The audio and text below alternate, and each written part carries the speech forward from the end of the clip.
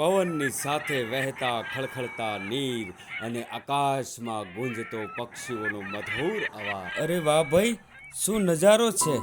જાણે કુદરત સોળે કળાએ ખીલી ઉઠ્યું હોય અને આ ટાપુ પણ વિદેશી હોય એવું લાગે છે.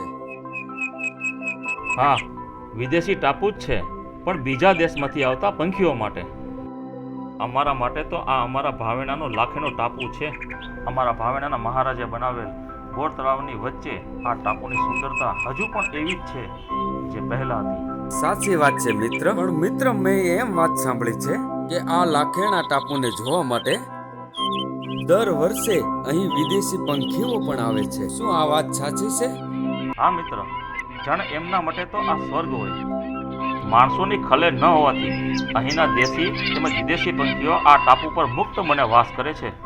સંધ્યાકાળે પક્ષીઓના કલરવથી જાણે આખા વાતાવરણમાં એક આહ્લાદક સંગીત પથરાઈ જાય છે.